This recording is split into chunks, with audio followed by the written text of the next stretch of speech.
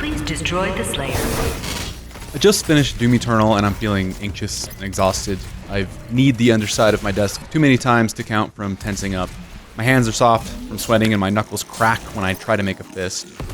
Doom Eternal is a celebration of excess. Excess in sin, in violence, scale, speed, and volume. I've never played a shooter this intense and demanding. Doom Eternal also runs beautifully on a wide range of hardware and feels designed for a mouse and keyboard first. It's a modern classic with a few caveats. I worry that for some, it could be Doom, but too much. But too much works for me as Eternal's guiding light. The moment-to-moment combat is distilled panic rather than empowerment. I live for the fleeting moments my head gets above water within the hurricane of light and noise and extravagant violence, and I pull off a feat of accuracy and reflex I never thought I was capable of before. Doom Eternal is a tough teacher. A few hours in, I'm getting by just fine, juggling half a dozen weapons, belching fire on the force to spawn armor to stay afloat, tossing grenades at every opportunity to stun and soften up the crowd. I'm dashing in and out of the action for the occasional glory kill to keep my health topped off, dodging projectiles, I'm managing the arena, deciding between breaths if I remember to breathe which demons to attack based on who's currently kicking my ass the most. Late into the fight, a Marauder appears. This guy has an axe, a shield, and only opens up to damage if you counter a specific attack with a precisely timed gunshot. Blasting it with a rocket barrage does absolutely nothing. With this enemy design, Doom is asking me to stop shooting and moving so much. It's playing with the comfort zone I've built up over decades of playing arena shooters. Now I have to let up on the trigger, circle strafe, and assume the calm restraint of a Dark Souls duel. I hate this enemy at first. Then I get the hang of it after a dozen or so attempts. I've been playing these shooters since I was a teen, but Eternal isn't just asking me to get intimate with my keyboard's number row, it's challenging me to change play styles in the middle of a classic Doom arena fight, to stop doing boxing and start doing judo. Managing resources, switching weapons, staying on the move, prioritizing demons based on the arena shape and current threat is plenty to juggle for most people, but Doom Eternal makes you change age-old habits too. Doom's guns aren't as subject to this complexity. The old gang is back again. Hello combat shotgun, hello plasma rifle, hello BFG. With more opportunities to refill ammunition and heaps more arenas with ways to get airborne, the previously underutilized ballista gets heavy uses of railgun stand-in and stylish airborne deletion tool. Updated view models reinforce each weapon's heft and sheen, and the gun skins rewarded for completing certain milestones are weird, but not unwelcome in a single-player game. Refined reload and firing animations imbue each with a sense of mechanical realism, especially the alternate firing modes, which have way more utility this time. But the guns haven't lost the fundamental character they had in Doom 2016. The big changes in Doom Eternal are in how it handles resource management. Glory kills still reward health for staggering a demon and finishing them with a special melee kill animation, but chainsaw kills, which drop ammo, are far more important for keeping your guns fed. Burning through every bullet takes very little time. Throw in the flame belch, a tool that lights demons on fire to make them puke up armor for a bit, and suddenly half of each fight becomes about juggling resources. I regularly had to dip out of that Marauder fight to chase down a stray demon for ammo or health. Making your enemies your life-saving resources contributes to the overbearing tension of Doom Eternal. Luring demons into a dangerously tight space normally isn't a great idea, except it's the setup for a quick flame belch followed by a grenade or rocket. Every stray imp is a potential ammo cache, so keeping a few around just in case is a good plan, so long as you're willing to pay the annoying fireball tax. You have to confront these guys to stay alive, and it's rarely on your own terms. It was all overwhelming at first, frustrating second, and then suddenly novel and exciting.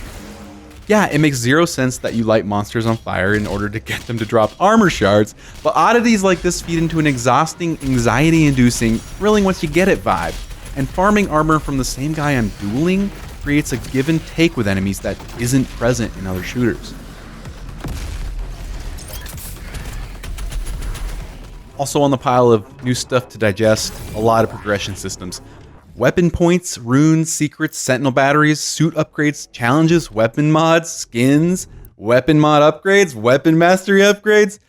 It's a lot. Too much, really, because Eternal places the bulk of these upgrades along the critical path. By the end, I had almost every upgrade without trying too hard to find them all, as if it's an elaborate cardboard front built to make players feel good while ensuring they stay at pace with the steep difficulty curve.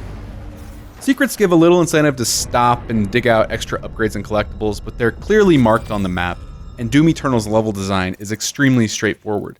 I miss the mazes of old FPS games, where finding that last keycard or hidden door was a big victory. Eternal's goal is momentum, with little room for downtime. The ability to climb certain walls, dash in midair, and swing from monkey bars makes for some challenging navigation sequences, but I wanted to spend more time soaking in Eternal's incredible settings rather than just shooting and dashing my way through them. The new forms of mobility do shine in the arena though, especially with how these fights scale up so quickly. It hits Doom 2016 endgame stuff from pretty early on, and then surpasses that benchmark, adding tougher demons, even more waves and wild configurations of them, and then surpasses that mark again and again. The dash is essential for dodging projectiles, but even more so for map awareness. Dashing out of the fray and to a decent vantage point wins a split second to see what you're up against, and any chance to scan the crowd and prioritize a target makes a big difference.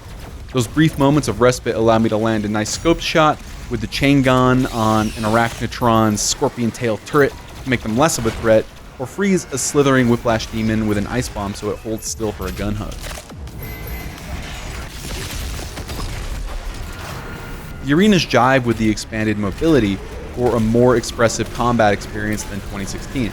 If I want to do it, I probably can, as if there's an uninterrupted circuit between my brain, the mouse and keyboard, and the Doom guy.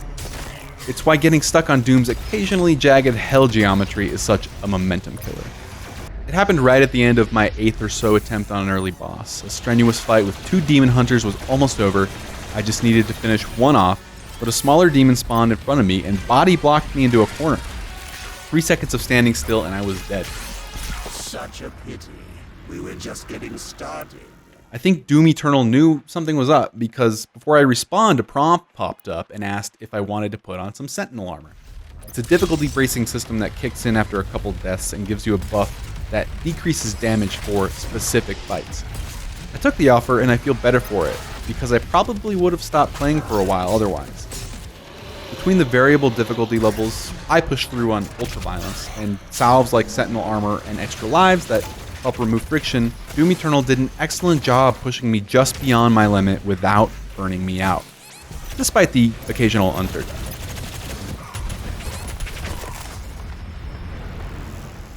Eternal revisits plenty of old scenery, Hell and Mars included, but also goes to some unexpected locations with distinct architecture and color palettes. Doom 2016 was red and blue. Doom Eternal throws in purple and green and gold and gray. If there was any downtime in Doom Eternal, it was because I stopped between fights to soak in the scale and majesty of its vistas. Doom is a full-on high fantasy world now, pages and pages of optional lore included. Some of the natural humor is dulled as a result, but I still laugh every time I hear the cartoonish pop of a Cacodemons eye getting ripped from the socket. Besides, Doom taking itself this seriously feels like a joke of its own. Doom Eternal feels like it was made for the PC first too. I had 0 hiccups during my 15-hour playthrough, no crashes, no hitching, and I didn't have to bump a single setting down. Our performance review shows Doom Eternal maxed out and maintaining 60 FPS at 1080p on a GTX 1650, that's a $150 GPU. Doom is seriously an industry standout in this regard. Anything less than perfect performance wouldn't do, because Doom Eternal is one of the most demanding arena shooters I've ever played. A game that teases out and hones every muscle memory committed to my right forearm and left hand fingertips since they graced the mouse and keyboard.